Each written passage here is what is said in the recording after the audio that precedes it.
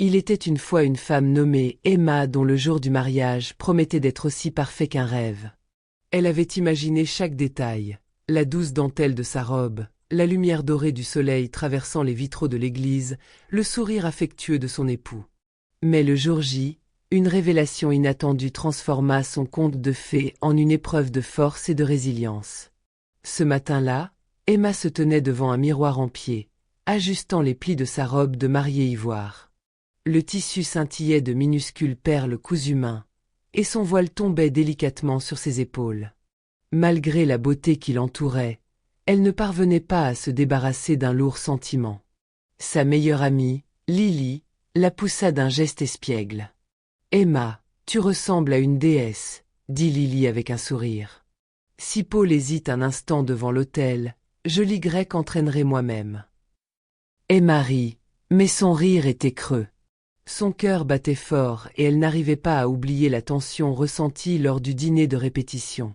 Paul semblait distrait, sa mère, Margaret, s'était montrée ouvertement critique, et Emma ne pouvait s'empêcher de se demander ce qui se tramait sous la surface. « Tu es sûre que tout va bien ?»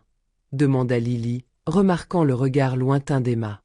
Emma ajusta son voile une fois de plus. « Je vais bien. Je veux juste que cette journée soit parfaite. » Lily lui adressa un sourire rassurant. « Ça ira. Tu peux le faire. » La cérémonie commença en beauté. Les invités remplissaient les bancs, des fleurs ornaient chaque recoin, et le son d'un quatuor à cordes apportait une atmosphère sereine. Emma s'avança vers l'autel, son père à ses côtés, et l'espace d'un instant, elle se laissa croire que tout était comme prévu. Mais lorsqu'elle rejoignit Paul à l'autel, elle remarqua que son sourire n'atteignait pas tout à fait ses yeux. Ses mains étaient froides, presque mécaniques, lorsqu'elle serrait les siennes. Les vœux furent prononcés, les alliances échangées, et ils furent déclarés mari et femme. Pourtant, quelque chose dans l'attitude de Paul laissa Emma mal à l'aise. Pendant la réception, elle ne put s'empêcher de le remarquer jeter des coups d'œil furtifs à son téléphone, discutant à voix basse avec son attaché de presse, qui avait réussi à figurer sur la liste des invités. Chaque fois que leurs regards se croisaient, Paul rangeait rapidement son téléphone et lui adressait un bref sourire, presque répété. Au fil de la soirée, Emma se sentait de plus en plus isolée. La famille de Paul, Margaret en tête, semblait polie en apparence, mais distante et critique. Les commentaires de Margaret, bien que subtils, étaient profondément blessants. À un moment, Emma l'entendit dire à un groupe d'invités « Paul a toujours été si gentil, toujours prêt à aider ceux qui en avaient besoin. Il n'est pas surprenant qu'il ait choisi quelqu'un comme Emma. » L'estomac d'Emma se noua.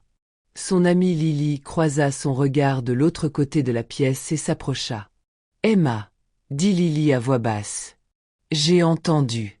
Tu veux que je dise quelque chose ? » « Non, » dit doucement Emma. « Ça n'en vaut pas la peine. » Lily lui lança un long regard inquisiteur. « Tu es sûre ? » Emma hocha la tête. « Je m'en occupe. » Mais le point de rupture est survenu lors des discours.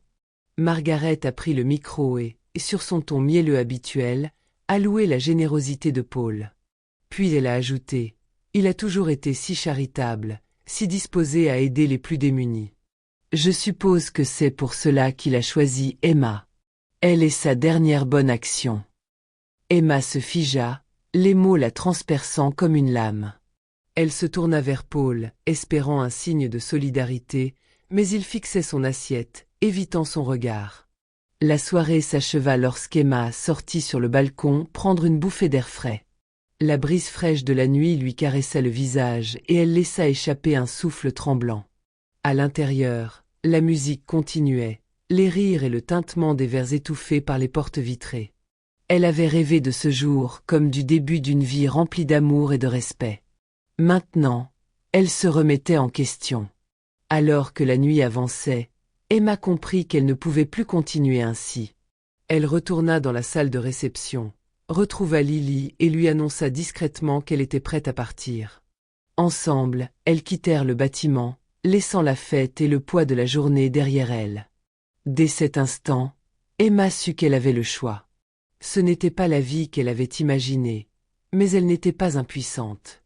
Au fil du temps, avec le soutien de sa famille et de ses amis, elle trouva la force de se relever, de reconstruire sa vie et d'assumer sa propre valeur. Ce n'était pas la fin de conte de fées dont elle avait rêvé, mais c'était un début, façonné par la résilience, le respect de soi et la promesse d'un avenir meilleur. Les semaines qui suivirent ne furent pas faciles.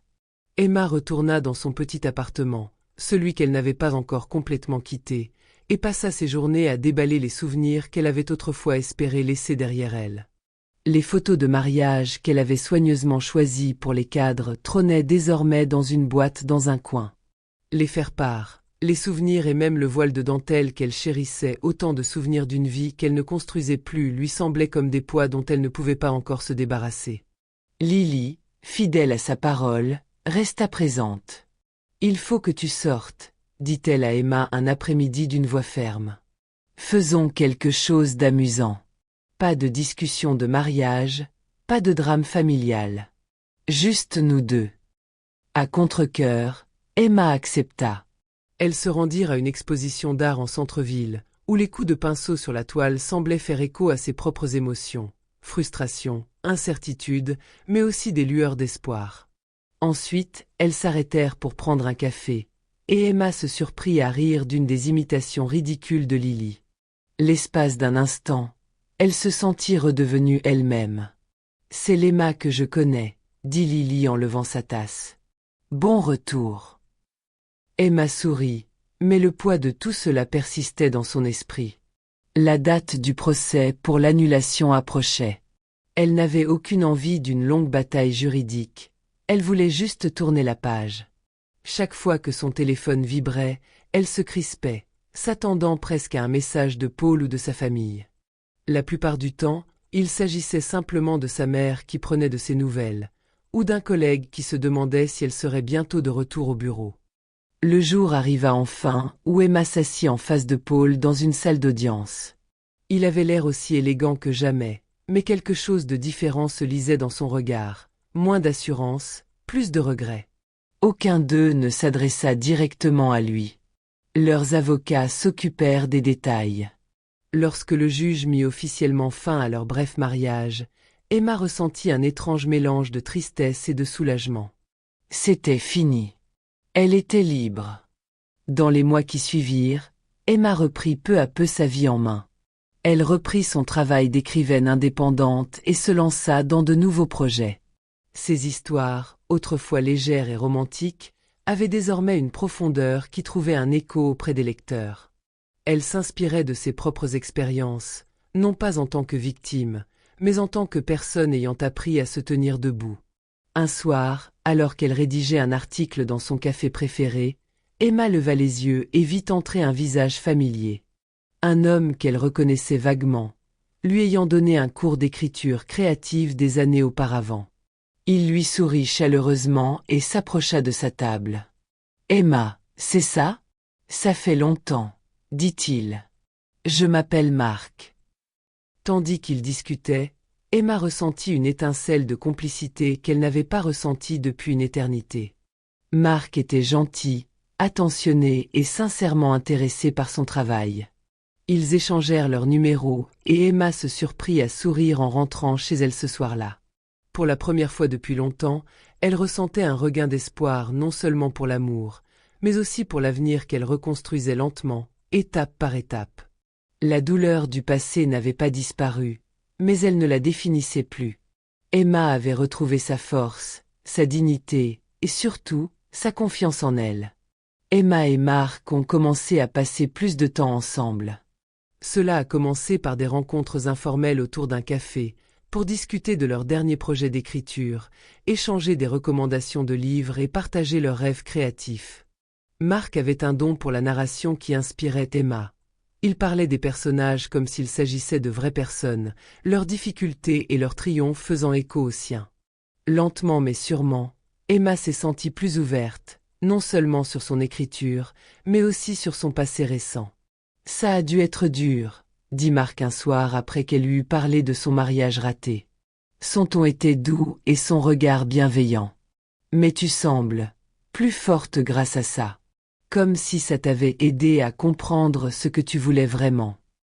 Emma hocha la tête, ressentant une chaleur qu'elle n'avait pas ressentie depuis longtemps. C'est vrai. Mais j'y travaille encore. Reconstruire prend du temps. Marc lui adressa un sourire rassurant. Si jamais tu as besoin de quelqu'un pour poser quelques briques, je suis là. Leur amitié s'est épanouie naturellement et s'est rapidement transformée en quelque chose de plus profond. Marc ne la bousculait jamais, ne la poussait jamais à faire quoi que ce soit qu'elle n'était pas prête. Il était patient, offrant toujours son soutien sans rien attendre en retour. Emma appréciait cela plus qu'il ne pouvait l'imaginer. Elle ne voulait pas se perdre dans une autre relation, pas après tout ce qu'elle avait traversé, mais avec Marc, elle n'avait pas l'impression de perdre quoi que ce soit. Au contraire, elle avait le sentiment de gagner un véritable partenaire. Par un après-midi ensoleillé, alors qu'il se promenait dans un parc, Marc sortit de son sac un petit journal. « Je sais que tu as dit que tu écrivais davantage ces derniers temps, dit-il. J'ai pensé que tu aimerais prendre un nouveau départ ici. » Emma prit le journal et caressa la couverture texturée. « Merci, dit-elle d'une voix douce. Cela me touche beaucoup. » À partir de ce jour, le journal devint un lieu de ressourcement et de créativité. Emma y écrivit son parcours, sa force retrouvée et l'espoir qu'elle avait trouvé là où elle ne l'avait jamais imaginé. Elle y déversa ses pensées, sans filtre et en toute honnêteté. Et à chaque entrée, elle se sentait plus légère, plus libre. La douleur de son passé ne disparut pas, mais elle devint une partie de son histoire, pas la totalité. Les mois se sont transformés en une année, et Emma s'est retrouvée non seulement à écrire, mais aussi à partager son travail.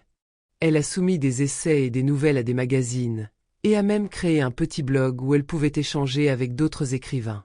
Sa voix a trouvé un écho auprès de ceux qui avaient connu des difficultés et des chagrins. Des lecteurs ont laissé des commentaires la remerciant pour son honnêteté, affirmant que ses mots les avaient soulagés de leur solitude. Marc est resté à ses côtés, l'encourageant à chaque étape. Ils ont célébré chaque lettre d'acceptation et compati au refus. Malgré tout, Emma savait qu'elle n'était plus définie par son passé. Elle avait construit quelque chose de nouveau, quelque chose dont elle était fière, et elle savait que son histoire ne faisait que commencer. Quelques années plus tard, Emma se tenait sur l'estrade d'une chaleureuse librairie locale, tenant à la main un exemplaire de ses mémoires fraîchement publiés.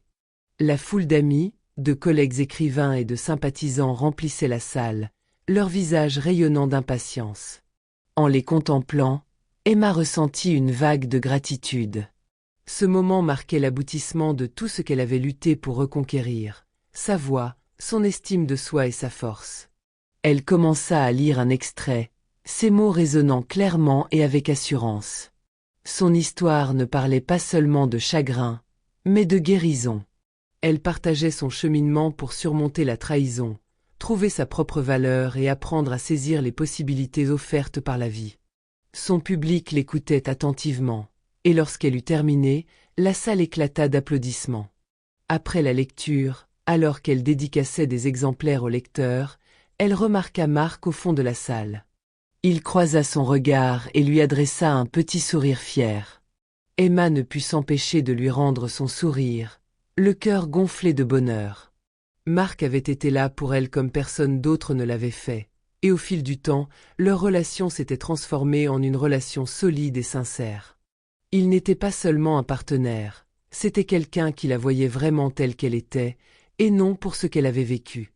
Lorsque la file d'attente s'est enfin réduite, Marc s'est approché d'elle avec une simple fleur, une marguerite blanche, simple mais magnifique. « Tu étais incroyable », a-t-il dit en la lui tendant. « Merci », répondit Emma, les joues rouges. « Je n'aurais rien pu faire de tout ça sans toi. »« Tu m'accordes trop de mérite, » dit-il en riant. « Tu as toujours été capable de ça. Il fallait que tu le constates. » Ils sortirent ensemble de la librairie, l'air du soir frais et rafraîchissant. En flânant dans la rue, Emma songea à tout ce qui avait changé depuis ce jour fatidique où son monde avait basculé. À l'époque, elle avait eu l'impression que sa vie s'écroulait. Mais maintenant, Elle voyait les choses différemment. Ce moment avait marqué le début de quelque chose de bien plus grand qu'elle n'aurait pu l'imaginer. Emma s'arrêta sur un banc et s'assit, sortant un petit carnet qu'elle avait toujours sur elle. Marc s'assit à côté d'elle, attendant patiemment qu'elle griffonne quelques lignes d'une nouvelle idée d'histoire. Lorsqu'elle eut terminé, elle se tourna vers lui et dit « Tu sais, je pensais que ce jour-là était la pire chose qui me soit jamais arrivée. Mais maintenant, je le vois pour ce qu'il était vraiment. Une chance de me reconstruire, de découvrir de quoi je suis vraiment faite. » Marc hocha la tête et prit sa main dans la sienne. « Et regarde où ça t'a mené. » Elle sourit, ressentant une profonde fierté. Elle avait affronté ses jours les plus sombres et en était ressortie plus forte, plus sûre d'elle-même. Son histoire n'était pas seulement celle d'une survie, c'était celle d'un triomphe, d'un amour retrouvé et d'infinies possibilités qui n'attendaient qu'à se dévoiler. Au fil des mois, la carrière d'Emma a connu un essor inattendu. Ses mémoires ont créé un lien profond avec des lecteurs du monde entier, ce qui lui a valu des invitations à prendre la parole lors de conférences, de salons du livre et d'événements communautaires. Emma a saisi ces opportunités, partageant son histoire et encourageant les autres à trouver la force, quels que soient les obstacles rencontrés. Entre-temps, sa relation avec Marc s'est renforcée et a gagné en aisance. Ils ont emménagé dans une petite maison en périphérie de la ville, où Emma a aménagé un coin écriture donnant sur un jardin. Marc l'a soutenue à chaque étape, même lorsqu'elle a dû faire face à des moments de doute ou à la pression du succès. Leur journée était remplie de moments de complicité tranquille, partage de café le matin, brainstorming de projets créatifs et longues promenades dans les bois derrière leur maison. Emma a également trouvé le temps de renouer avec sa famille et ses amis. Elle rendait visite à ses parents plus souvent, passait les week-ends avec Lily et a même commencé à animer des ateliers d'écriture informels à la bibliothèque locale. Elle souhaitait s'investir dans sa communauté et aider d'autres personnes à trouver leur voie comme elle l'avait fait. Par un après-midi ensoleillé, alors qu'elle et Marc plantaient des fleurs dans leur jardin, Emma s'arrêta pour observer les alentours. La brise apportait le parfum de la terre fraîchement retournée, et le chant des oiseaux emplissait l'air. Appuyée contre la clôture en bois, elle observait Marc planter soigneusement un buisson de lavande. « À quoi penses-tu » demanda Marc en levant les yeux et en souriant. Emma haussa les épaules, un léger sourire aux lèvres. « Je pense juste au chemin parcouru.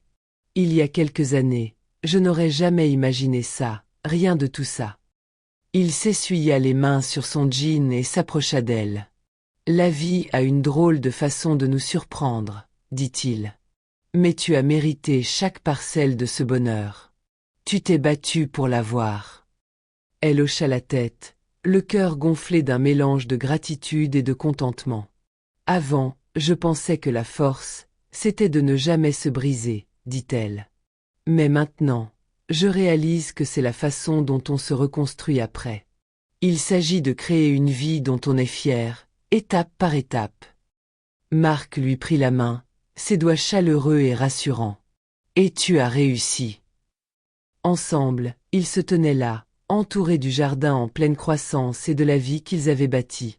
Emma savait qu'il y aurait toujours des défis à relever, mais elle savait aussi qu'elle pouvait les relever. Elle avait trouvé sa voie, sa raison d'être et sa force, et elle ne les abandonnerait jamais.